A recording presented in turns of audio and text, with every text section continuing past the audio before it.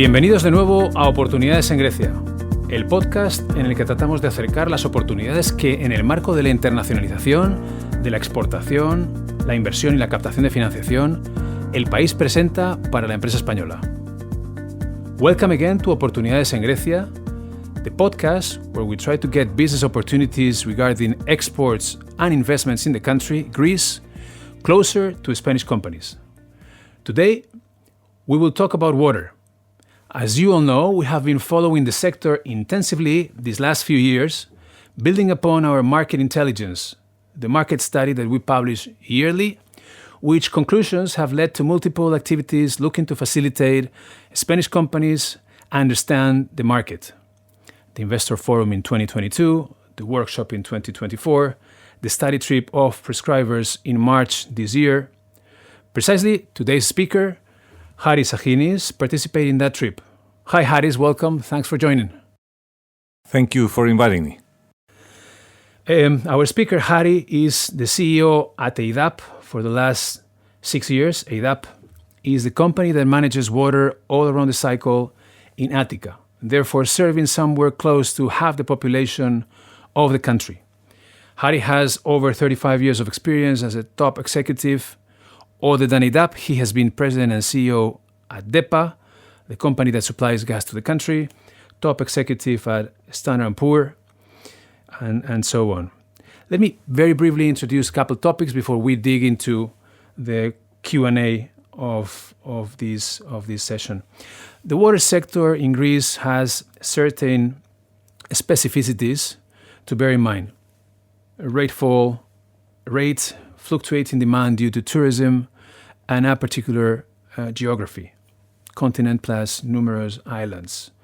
The administration is certainly focused on improving the capacity all along the cycle. We see quite some projects being executed or tendered or on their way to be tendered. A big part of this activity is being done by two utilities, EYDAP, which as mentioned manages the water cycle in Ática, and EYAF, which does the same thing in the area of Salonika. EYDAP, with its strategic investment plan of around 2.5 billion for the next 10 years, is a leading example of this.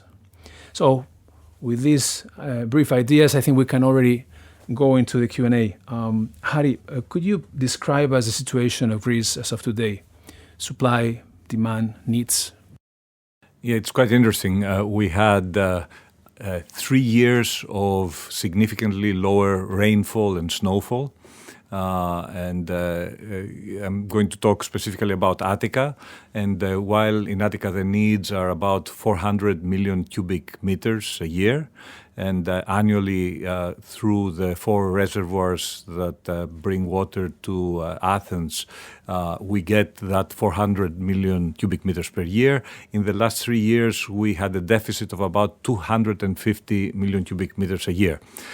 So that has significantly depleted the reservoirs. So now we're working on a variety of measures. Some of them are short-term, some of them are mid-term, and some of them are long-term, in order to replenish the reservoirs in the case that this climate situation continues for the next several years. So there is you're dealing with managing that scarcity, right? I understand. Are you focusing in those? Have you thought about the potential tools that you might use in the short, medium, and long run? Absolutely. We have a specific plan. So the first thing that we're doing, first of all, just to describe how the system works, we have 4 reservoirs. We are mainly using 2 of them that are on the western side of Greece and are about 250 kilometers away from Athens, and they bring the water with gravity, so there's no energy cost, no operational cost for that water to come into Athens. But what we have done in order to balance the reservoirs, we are using a third reservoir that we have on the eastern side of Athens called Iliki. So that has, we need to pump the water to bring it to Athens from that specific reservoir, so that increases the cost. So during this time, in order to, according to our plan, we need to use all the reservoirs. So beyond that, we have already activated 2 additional sources of underground water that we're pumping, because the reservoirs obviously bring surface water, so now we're using underground water, and we have 2 other areas for underground water that we're planning to use. With that, we're going to bring additional quantities of about 150 million cubic meters per year online to help with the amounts of water that comes into the system. We have already about half of that is online already, and the other half is going to be online over the next 6 months to a year. So with that, the deficits, if the situation continues where we had 250 million cubic meters per year of deficit, the deficit is going to go down annually to about 100 million cubic meters. And then we have, so that's the short-term plan. In the meantime, we have established a few areas and a few positions where we can actually either put a temporary desalination plant or a permanent desalination plant, or bring water with big tankers. This is going to be an intermediate solution until we go to our long-term plan, which is connecting through actually it's 2 tunnels, total length of 20 kilometers. One tunnel is going to be 13 kilometers, the other one is going to be 7 kilometers, and we're going to connect 2 additional rivers to the reservoir that is farthest away. So that is going to add more water into that reservoir, and that is a solution based on the quantities of water that flow through those rivers. That's a solution that will last us for at least another 30 years. So we have the short-term plan, we have the long-term plan, and we have an interim solution just in case we need to apply it until the long-term plan is in place. And let me just finish on that thought. So one part of the long-term plan has to do with additional supplies. The other part of the long-term plan has to do with recycled water, and reclaimed water. In Greece, we have the second largest wastewater treatment plant on the island of Psyttalia, which is near Athens. The idea is that, and we're actually going to bring out a tender in the next several weeks regarding a study of what we need to do to that plant to make it net zero in terms of energy, but also bring it to the 4th level of treatment. So then we can reuse that water, that reclaimed water, and we're doing a master plan across Ática to figure out what the need for reclaimed water may be. So that again is a long-term plan. So we have the short-term plan, we have the long-term plan, and we have a solution in case we need to apply it in between. That would be the desalination, small or medium size. Correct. And if the long-term plan for some reason is delayed a lot, then we can put a larger size desalination. So just to talk about that and what we're thinking of desalination, the area, I don't want to put the specific, we have a specific area where we want to build it.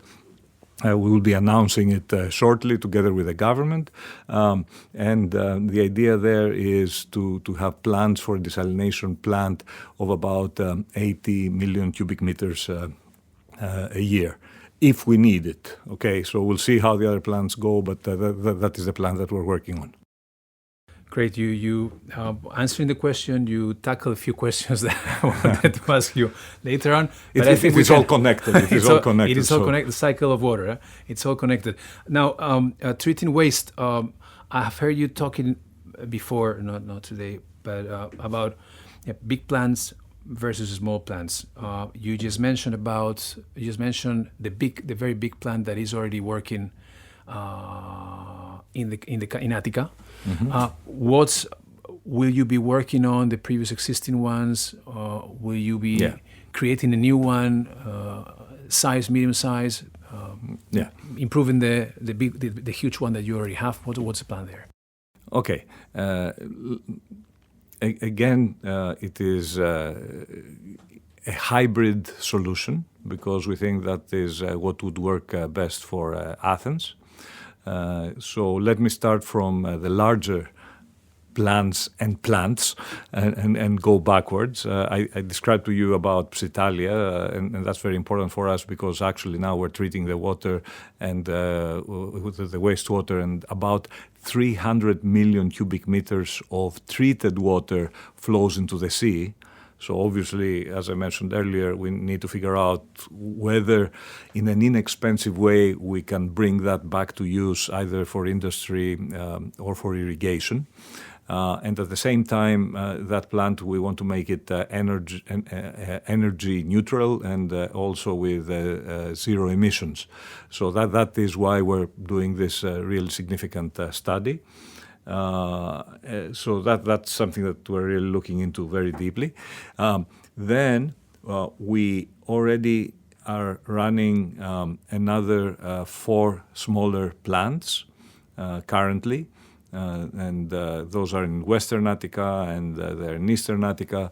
And we are also waiting the results of 2 tenders, also for 2 plants in Eastern Attica, because we're building there a significant wastewater pipeline network that will serve about 400,000 people. So these tenders are in process right now, and we should be announcing who won these tenders. One of them, we should be announcing it in the next couple of months, a month or so. And the other one, we're going to be retendering it by the end of the year and announcing it hopefully by mid next year who's going to win that tender. And then there are going to be another 2 plants that are going to follow that. So those are medium-sized plants. Just to give you an idea, those tenders for each one of them, they're about 80 million euros each. And then we move to some smaller examples of what we do with reclaimed water. With one of our wastewater treatment plants that is in Western Attica. What we're doing there is we're planning to take the treated water and replace potable water that is being used by a refinery that is 3 kilometers away with that treated water. That's number one. And then the other interesting thing that we're doing is we're building a somewhat small, medium-sized wastewater treatment plant at Ellinikon. Ellinikon, for the ones who don't know that, is probably the largest real estate project in Greece right now and probably one of the largest in Europe, in the area of the previous airport of Athens. And what we're doing there is actually we're going to be mining the sewage, bringing the sewage from our pipe that goes nearby, and instead of letting the sewage go into Psyttalia to be treated there, we're going to be treating it locally so we can produce water to irrigate all the area and all the parks and all the area around that. So we're doing some of those interesting things. And finally, another thing, and I was lucky enough to go and see an example of that a few days ago. We are doing those decentralized water reclamation projects. So we go to parks and we put small energy neutral, low-cost reclamation units within the parks. And they use the sewage from pipelines that go underneath the park to water the park locally. So instead of using the electricity and the pumps to take the sewage all the way down to far away sewage treatment plants, we use them locally and we irrigate locally. So we've done that in 3 areas already, these small plants, and we're planning to do that in most of the plants of the parks around the Attica region. So there is a lot of activity. I started counting the plants that you're doing or you're planning to do. The big one, 4 smaller ones, then 2 in Eastern Attica, I think, and then another 2 plants, and then smaller ones for certain real estate developments, as you mentioned, in Econ and so on. I was going to ask you about electricity through hydroelectric plants, but maybe we can tackle that a little bit later because you mentioned net zero, and I wanted to know more about the company approach to net zero. And if there are some potential PPAs there coming, or not. Yes, we are moving towards net zero. We've had and we're upgrading some of the small hydroelectric plants that we have. As I mentioned to you, the water from our main reservoirs comes to Athens with gravity, so that means that there is energy there, and we capture some of that energy through the hydroelectric plants that we have. Also, we have a plan, and we have built already some of them, probably 1/3 of them, but we're tendering the rest for solar panels in a lot of our large installations where we have a lot of space, so that we can make those installations energy neutral. And then the big thing is how we can use the biogas that we produce in Psyttalia, how we can use it and leverage it in a better way to make Psyttalia energy neutral. And there the idea is now we're using most of it to actually dry the sludge into pellets, and then we sell the pellets, and we produce some electricity during that process. Now the idea is through that study that we're tendering, what we are planning to do there is incinerate some of the gas with the sludge that through some other process we have made a little bit drier. So we believe that we can use that to produce electricity and heat for the process itself, and also import some other refuse that is available nearby to incinerate that as well. The idea being that we want to find the quantity, the best balance, the optimal balance of electricity that we produce and biogas that we can send back to the gas network in Athens and in Greece. So this is part of the study that we're tendering to find out what is the best way to treat that. So I understand that you would be, let's say, autonomous, generating that renewable right, energy. Right. And maybe selling some of the electricity and selling some of the gas, and be autonomous. And if there is any part that is missing that we still need to top up with, then we're going to use some PPAs until we find some other internal sources, or actually until I think when we do the Psyttalia energy treatment correctly, I don't think we'll need any more PPAs, but that may take 7-8 years until you do the study, until you build it, until it's operational. So in the meantime, we will be using some PPAs, and we're going to be tendering something regarding PPAs in the next couple of months. That completely clarifies the point. You mentioned serving some biofuel, I think, to the grid somehow, and that helps me get back to the electricity and the hydroelectric plants. So you do have hydroelectric plants. You mentioned that due to the way the water falls or drops through the geography, you can do that. Do you have any plans to increase the capacity? And what about pump storage? Is that idea floating somehow in the company? Indeed, as you said, we have all the way from the reservoirs to our water refineries, we have some hydroelectric plants. Interestingly enough, we have at the Psyttalia water treatment plant, wastewater treatment plant, we have another hydroelectric small plant there because the water of the treatment plant is at 5 meters above the water level in the sea, so we take advantage even of that drop to produce some electricity. So we are also improving on the existing hydroelectric plants. And remind me, what was the end? You mentioned something. Pump storage. Oh, and pump storage. Regarding pump storage, that's very important. Anything there? I told you earlier that our long-term plan is to connect to 2 rivers that would bring water into our farthest away reservoir with gravity. These 2 rivers end up in another reservoir that is used for hydroelectric power. So what the second phase of this long-term plan is to actually have a pump storage facility in that hydroelectric reservoir that would be used to make money as a pump storage facility. But then if we needed additional water as potable water, then it would be used as a pump to bring water from that hydroelectric reservoir into the first river, into the second river, into our existing reservoir. So what that means, which is quite interesting, that hydroelectric reservoir has 5 times the capacity of all of our reservoirs together. So it is plenty of water there. I think the water from the 2 rivers would be enough for the next 30 years, but also we're basically creating a solution for the next 50 years by being able, without having to build a new reservoir for potable water, to have access to an existing reservoir that is currently used for hydroelectric power. Through the pumping, I understand. Yeah. That's very, very interesting information. Okay, so you've told us a little bit what the situation is and the needs, demand, supply, and your plans, short, medium, long term.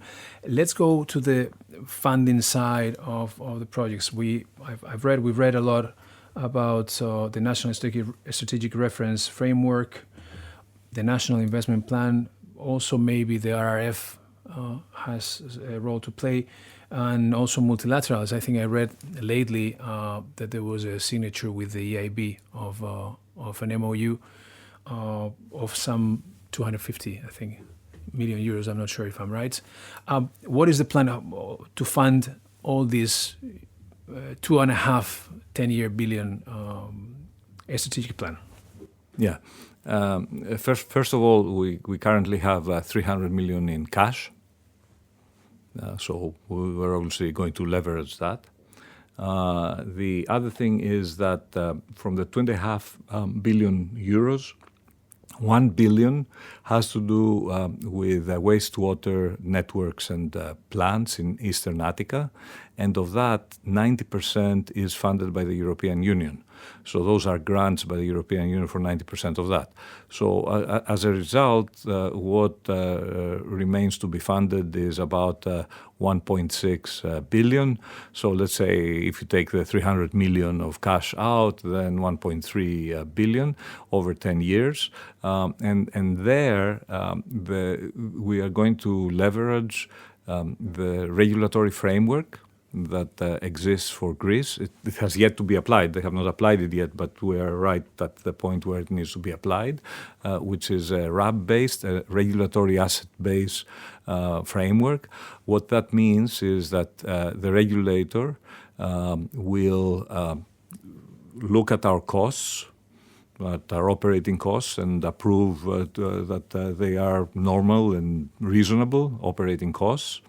And they will also look at our investments and our regulatory asset base, and they will provide a WACC, as they call it, a weighted average cost of capital return on that base. So the more projects that we do with our own money, we're going to get paid and a return for that. So basically those components are going to be the components that are going to be paid for through the tariffs. So it may mean a small increase in the tariffs, but it will guarantee that we'll have enough money to pay for the projects. Now, in the interim, we may need some loans. That's why we have this line that we opened with the EIB. And if needed, either we can increase that line or look at other reasonable sources of financing. Crystal clear. I wanted to end up this episode talking a little bit about the study trip to Madrid. Yes. And there you had an opportunity to talk to the local companies with a certain expertise in different aspects. I would like to know what you saw there, whether you think there is possibility or complementarity with the local capacity or local companies in digitalization of the utility, in smart water metering, wastewater treatment, sludge management. And I think, I don't recall now, did you get an opportunity to visit something dealing with urban flood prevention in Valencia. We're not responsible for I know, but flying, but we understood how they dealt with urban floods and all the projects there. But yes, indeed, obviously, and something that I have discovered not just with this trip, but talking to CEOs and other companies around the world, is that the issues are really the same across the whole world in terms of how you deal with the water cycle. And it's great because in the water industry, these companies are monopolies, so they don't need to keep the secrets to themselves. They open up, they share solutions, and that is really great because you get technology and the best solutions and best practices shared around the world. So the trip, and thank you very much for organizing it. I want to thank the Spanish pleasure. Embassy Thank you for and coming. Personally for organizing it.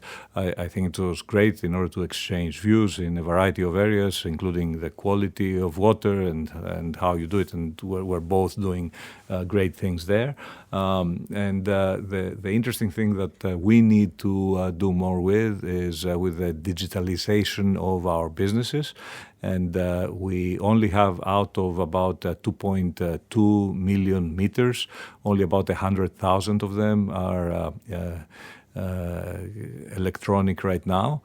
So what we plan to do, again, I don't know if it's going to be before the end of this year, but if not by the end of this year, early next year, we're going to come out of a tender for a 10-year project with about 2 million meters. So what that would mean is about 200,000 meters a year. Which would mean about 2,000, 1,500 meters per day, just to put it in perspective. So we're building that tender now with a large Big Four consulting company. So it's going to be quite important for us because it will be a part of the digitalization along with other things we are doing. Obviously, we have the SCADA systems, but the area, and today there was another meeting actually at our company to move more towards digital twins, to be able to see what's happening in our network on a real-time basis with using global best practices. Okay, so listen, it was very, very interesting. We tackled very many issues. You talked to us about the general situation in the country these days with a certain deficit per year, the way you're planning to fix it, short, medium, and long-term solutions, how you're going to evolve treating waste, water waste, big plants versus small plants, new ones, older ones, a lot of activity in that front. The capacity to sort of like pump electricity into the system and certain changes that might happen once you come up with the long-term solution with the two rivers and all that capacity. We learn about net zero in the company and what's to come. Maybe at some point, some PPAs. So far, you can deal in an autonomous manner. I think I understood. You have full capacity to fund your long-term plan, which is, I think I said at a certain point, there is great will to change or to improve the things and their plans. Yours is a big one, 2.5 billion, and you told us how you're planning to fund it. And you mentioned basically from your trip to Spain, digitalization as a thing that companies, these monopolies all around the world are looking forward to, and where you could share knowledge, you and Spanish companies. So I would like to thank you once again, Harry, for joining us today. It's been wonderful to have you here. Thanks. Thank you very much. It's been my pleasure. Y nosotros nos vemos de nuevo en Oportunidades en Grecia. Aún hay mucho por conocer. Comercio electrónico, calzado, moda y confección. Hasta pronto.